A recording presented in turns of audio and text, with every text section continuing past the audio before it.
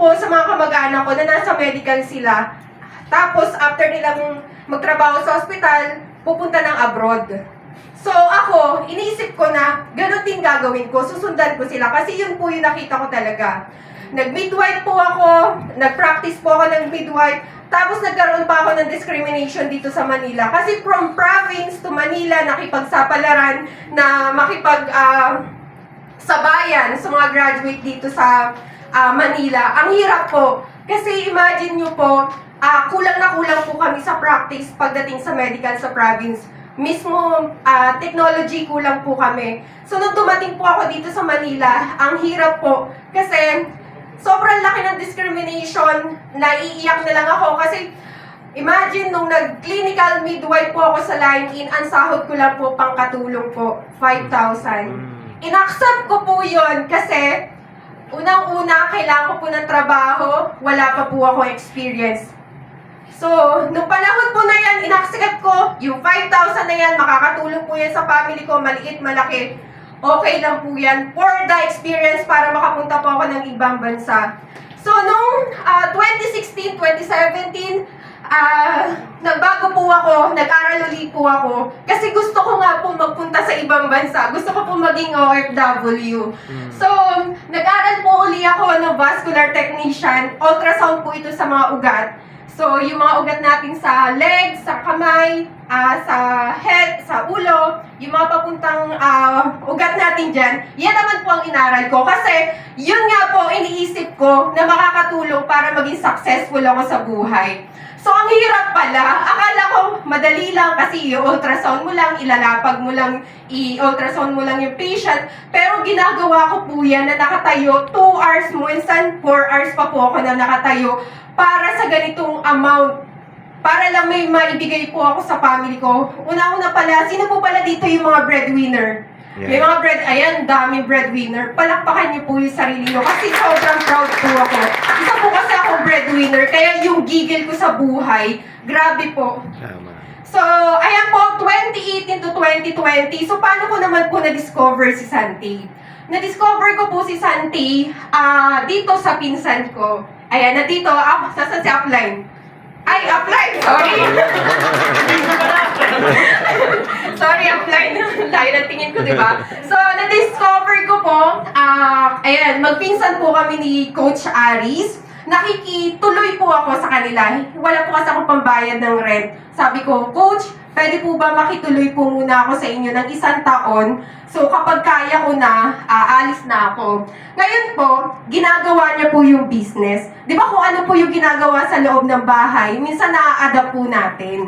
So, nakikita ko po si Upline na pagod na pagod sa ano. Hindi naman sa pagod na pagod. Ang dami niyang padala.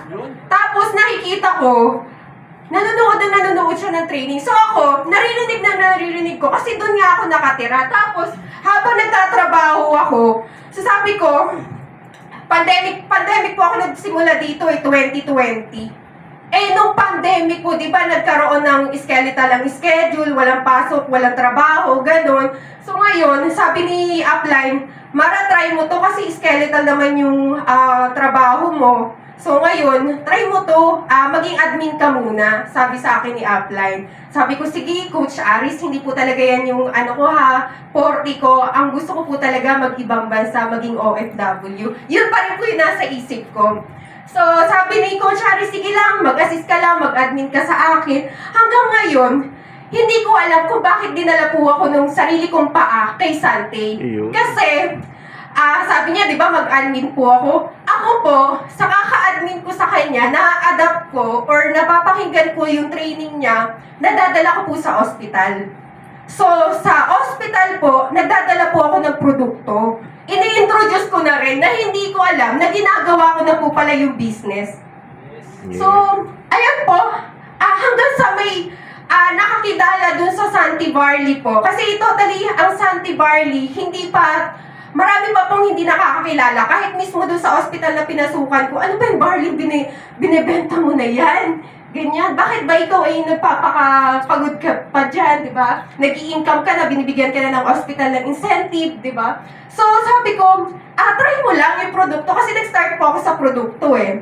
So, sabi ng upline ko, sige, dala ka lang, Mas Mara. Hanggang sa one time, may isang nurse na ninawala sa akin. Sabi niya, sige, Mara, kilala ko na yung Barley kasi yung father ko may tongue cancer. Sabi ko, uy, okay pala tong ano na to kasi may nag-sign up eh.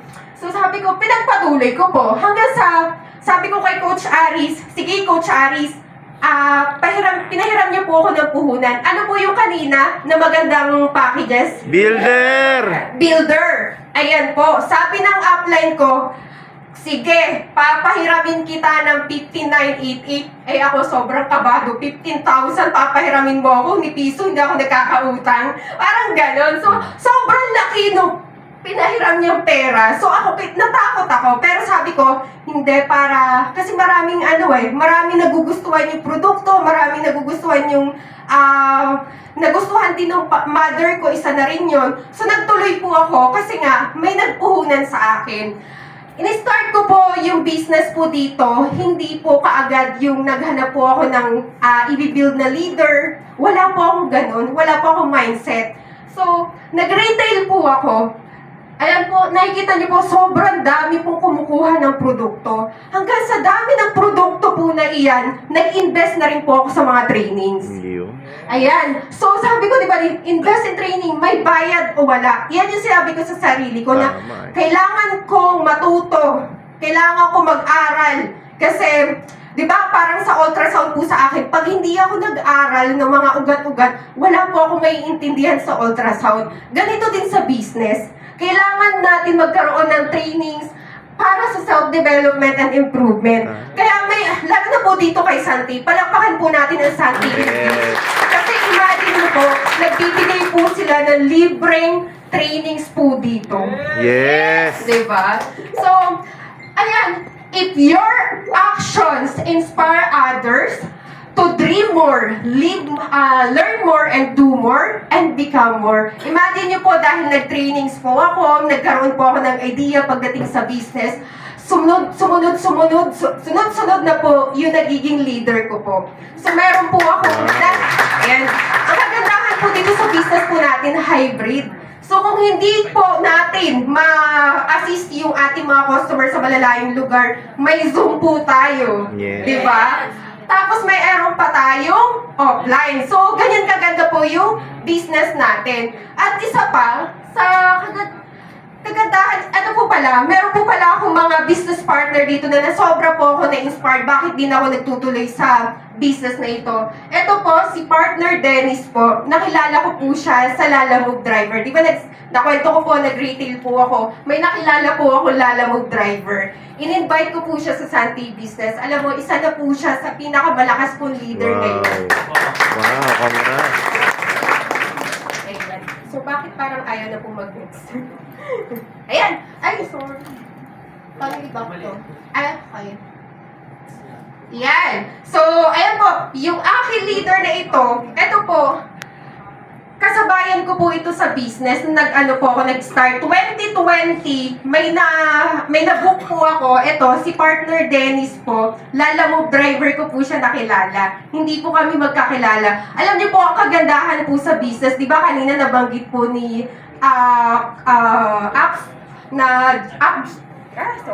Abjo na meron po tayong online. So, nag-start na rin po ako ng pag-run ng Facebook ads kung may idea po kayo. So, ngayon, yung mga business partner ko po na ito, hindi ko po sila nakilala offline, kundi sa Facebook ads po. Meron po akong business partner po na sa Santa Cruz. Imagine nyo po, hindi po sila lumalabas ng bahay. Nasa loob lang sila madalas ng bahay. PNB, palamunin daw ng biyanan. Yan, si partner Susana. At ito, kakababa lang po nila ng Dubai. Nag-sign up po kaagad sila, ultimate kaagad ang punuha. Wow. And, daming inspiring. Kaya nagtuloy-tuloy din po ako sa business. Meron po dito, may-ari sila ng computer shop, lawyer po, yun sa Davao po, na Imagine nyo po na laking probinsyana po ako na bakit sila naniniwala sa akin or dahil sa ganda po ng company po natin. Yes. Dito po yun. Oo. So, next naman po natin is eto. So, nagkakaroon na rin po kami ng, sabi ko nga po, offline, pwede po ang Sunday. Nagkakaroon na rin po kami ng mga presentation sa labas. Dati, hindi ko po mahawakan yung mic. Nagkagano ako. Nanginginig po ako. Pero alam nyo, ang kagandahan po dito sa Sunday or sa Sunday Engage po or sa community na pinuntahan nyo po, iti-train po kayo para Yes. hindi po kayo mawala yung inyong kaba sa pagharap ng tao. Tama, eh. Tama? Ayan. So, nagkakaroon na po kami. And dati po, nung nag-start po kami dito, meron pong amenities na nabanggit po kanina, di ba? Yes. So, napakinggan niyo po yung Sante Yacht. Yes. Di ba? So, first time ko po, ang sarap pala sa pakiramdam na sumakay sa mga ganong yacht na Yes. nakikita mo lang sa artista o yung sa mga mayayaman na tao. Tama. Ngayon, nai-enjoy na po natin tapos plus may bonus pa mga business partners na Yes. nakakasama natin. Tama. Ayan. And, ayan, sabi ko po dito, consistency is the key. Alam niyo po, partners or mga VIP guests, kung bakit po, isa rin sa nakatulong po sa akin yung pag-retail. Kasi sa pag-retail ko po, mas marami ko pong natatap na customer na nagiging leaders po. Yes. Tapos yung mga customer ko na yun, kapag natulungan ng produkto, maganda po yung product, di ba? Pag natulungan ng produkto, tinatanong na nila po yung business. Ganyan ko po na-introduce si Sante. At eto pa, meron po pala ako ditong kwento. Di ba salat nga po ako sa puhunan, meron po kasi ditong Sante Dream Quest na kanina napakinggan niyo po. Totoo po yun. Yes. Kasi ako po, meron po akong points na i-redeem mo siya to gadget. Ngayon, binigyan po ng company or binigyan ni Sante ng option na kung gusto mong kunin to product. So ako po, ang kinuha ko po dun sa Sante Dream Quest ko po is product para may pampaikot po ulit ako sa Yes. business ko po. Yes. So, Miss Mara, ang dami mo na nabanggit. So, bakit mo ba kailangan ba talaga gawin yung business yan? Sabi mo, breadwinner ka. Yes po, breadwinner po talaga totoo. Lagay ko po dito, the most important things in the world is family and love. Yes. So, dahil sa pagmamahal ko po sa pamilya ko, ginagawa ko po lahat yung mga pinapakita ko po sa inyo na kahit hindi ko po linya ito, in-step up ko or tinanggal ko sa sarili ko ang comfort zone. Kasi nakikita ko, kita nyo po yung mga smile po nila. Ang sarap sa paningin po, di ba? Na nakikita Yes. nyo po na yung family nyo masaya. Alam nyo po, isa po sa napakahirap sabihin na first time po namin kumain sa restaurant na magkakasama pong family. Wow. Oo. So, nung nagkaroon po ako, yes po, Yes. nung nagkaroon na po ako ng income, sabi ko sa sarili ko, one day, babalikan ko po yung family ko, papakainin ko sa restaurant na gusto ko na hindi ko natitingnan yung presyo. Tama. Diba? Ang sarap sa pakiramdam ko. Yes. Nakakaiyak mo. And eto pa, di ba sabi ko po sa inyo, wala po kaming palikuran. Ito po yung tahanan namin. Nagkakasya po kami dito, nakatira po kami sa bundok, puno po ng mga puno, na parang kulang na lang, isang bagyo na lang, guguho na po yung bahay namin. Kaya nung pumunta talaga ako dito sa Manila, sabi ko, papagawan ko ng bahay yung mga magulang ko, aalisin ko dyan sa bulok na bahay. I mean, hindi bulok, kasi wala akong magiging pangarap kung hindi ko nakita yung sitwasyon namin na ganito. Diba? So, nung time po na yan, sabi ko, wala kaming CR. Ang hirap po. Alam niyo po ba yung gigising po kami ng 4 a.m., 5 a.m. kasi di ba madilim pa. Maliligo na po kami ng maaga, kaya nagrereklamo kami sa mother namin kasi ang lamig ng tubig, di ba, ng madaling araw. Tapos maliligo ka. Kasi nga, hindi kami pwede maligo po sa loob ng bahay or sa loob ng banyo namin kasi magpuputik po sa loob ng bahay. Yung mismong bahay po namin, hindi ispalto, kundi putik po. Kaya pagka nagkaroon ng ulan, tumagos dun sa loob ng bahay namin, talagang putik po. So sabi ko, Lord, hindi ko alam kung paano ko po papatayuan ng bahay yung parents ko. Pero in God's grace po, ang Santi po, isa po sa nakatulong sa family ko. Yes. And isa pa, sa amin po kasi, napakalayo ng bayan. So ngayon, nakikita ko po kasi yung mga tao sa amin, may mga motor. So yung father ko, ang meron lang po kami, hindi ko alam kung may idea po kayo sa Karomata, yung good ng Kalabaw. Sa probinsya, di ba? May ganun po. Ganun po yung Paragos. unang sasakyan namin. Ano pong tawag? Paragos. Ayun, Paragos po. Yung hinihila po ng Kalabaw. So, sabi ko, one day, isa rin po sa nilagay ko sa, alam niyo po, inuuna ko po yung family ko. Kasi sila yung naging, kung bakit ako motivated or bakit ako nangangarap sa buhay because of my family. Sabi ko, nakita ko yung father ko na hirap dun sa ginugudgud lagi yung Karomata ang tawag sa province namin eh. Kaya sabi ko, tatay, may pera na po ako, may pambili ka na po ng motor. Yes. And next naman po eto po, yung bunso ko pong kapatid, mas saka po yung parents ko, hindi po kami kayang makapag-aral sa school. So, ngayon, nung nagkaroon na po ako ng trabaho dito at nandito na po ako sa Santi, kumikita na po, ininti ko nang bigyan sila ng opportunity na makapasok sa school.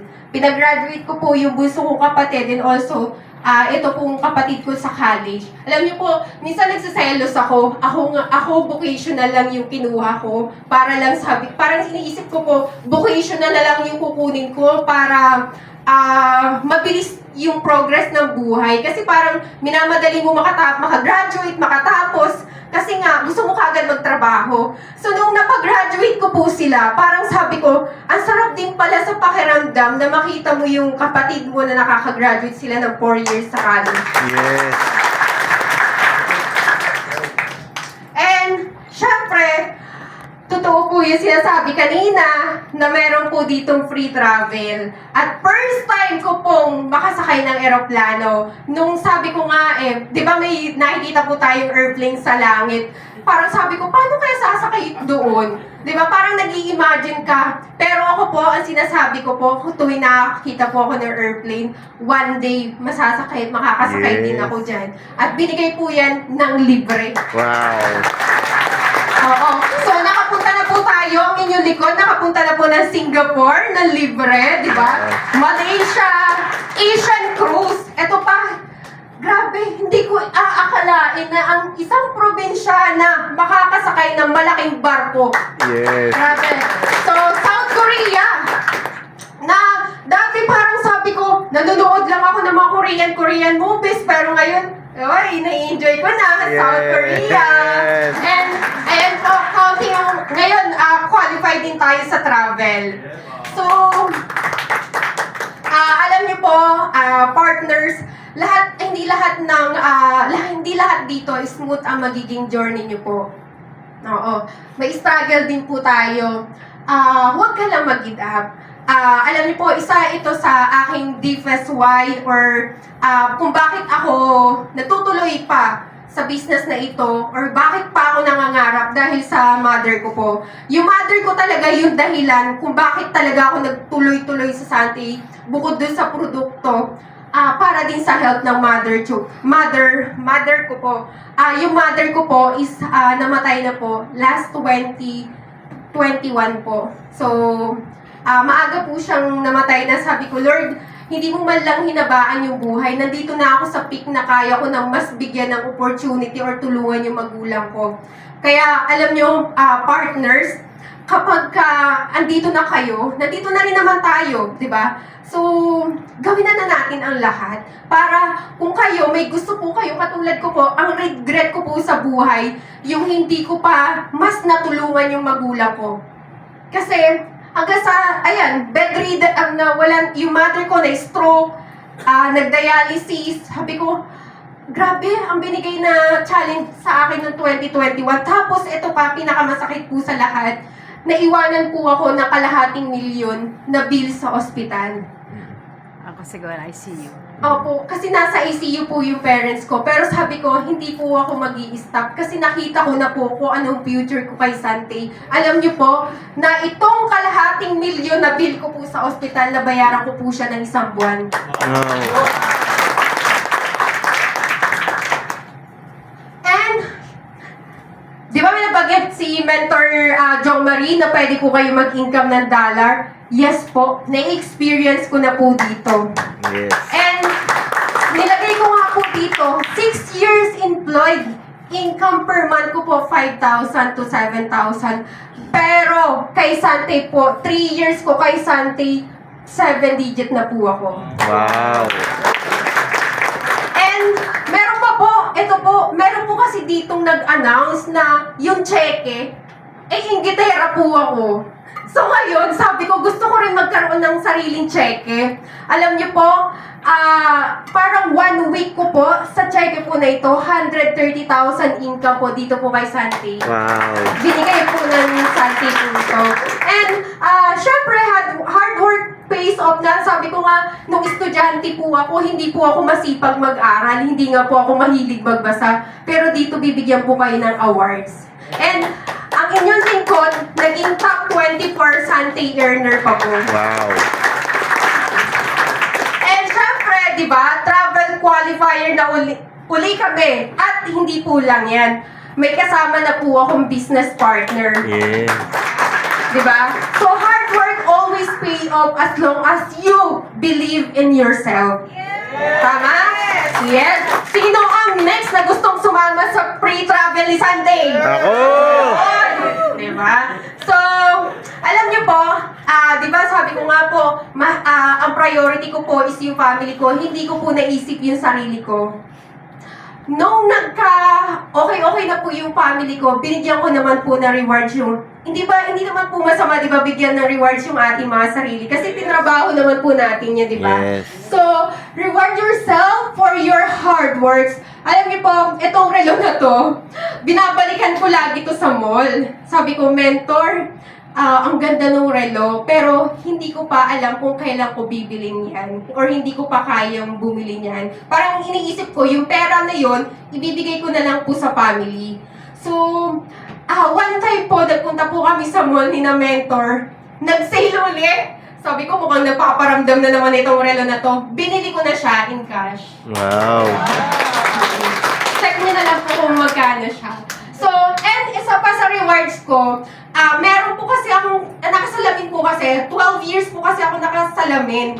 So, sobrang taas po ng grado ng mata ko, tapos may astigmatism pa ako, nasa 600 plus po siya, kaya ganun kakapal yung grado ng salamin ko po. Ngayon po, nung nagkaroon na nga po ako ng income dito kay Sante, sabi ko, time naman para i-reward ko yung sarili ko, pinalasik ko po siya. Nakikita ko na po kayo, magaganda niyo po at ang gwapo. And also, sinabi ko rin po dito, enjoy life while you're young. Kasi nga, nung nagkaroon na po ako ng income, ito yung panahon na, di ba kapag employee ka, hindi ka makapag-save ng pera para magkaroon ka ng travel. Pero dito po kay Sante, nagkaroon po ako ng income. Ngayon po, yung gusto kong puntahan na bansa or lugar, napupuntahan ko na. Kasi kaya ko na budgeted na Nakapag Hong Kong na po tayo, Palawan, underground river sa Palawan, Bohol. Di ba, imagine nyo po partners, kung employee po ako, hindi po ako magsisave ng pera para sa ganitong travel or luho. Tama. Pero dahil Yes. nandito tayo kay Sante, kayang-kaya, afford na afford. Yes. And eto pa po, ang inyong lingkod ay first time sa lahat ng mga event ni Sante. Ang sarap sumama sa event ng Tama. Sante. Bukod sa nabibigyan pa kayo ng inspiration, wisdom, ang sarap makasama ng mga mentors, yung mga talagang, alam nyo, yung buhay ko nga po, mas mahirap pa sa sitwasyon ko. Pero pagka napakinggan mo yung mga story nila, kaya this coming Salvo, attend po tayong lahat. Ayan. So, first time ko sa Salvo at first time ko rin na-awardan sa Salvo. Yun. Ayan. So, next naman po natin, eto. Eto, dito ako sobrang, kung nandyan po yung mga mentors nyo or yung coaches nyo, upline nyo, pasalamatan nyo. Thank Kasi, you. if you cannot see where you are going, as someone who has been there before, tama po ba? Yes. Oo. Kasi ako, hindi ko po alam kung saan. Ako kasi ang point out ko lang maging OFW. Pero nung nagkaroon po ako ng mentors, nagkaroon po ako ng coaches, nagkaroon po ako ng upline, natama po yung direction ko. Kailangan po natin ng tao. Kailangan natin ng inspiration. Kaya kayo, kung kayo is na-unmotivate, tawagin niyo po si upline or tawagin niyo po yung mentors niyo po para dalhin po kayo kung ano yung mga pangarap na gusto niyo po. Ayan. Yeah. So, patapos na po tayo. Ito lang po, iiwanan ko po. Walang madali sa pagyaman. Pero, naniniwala po ako, walang mahirap sa taong may malaking pangarap. Tama. Yes. I am Mara Manahan, Diamond Executive Director. Thank you so much po. To God be the glory.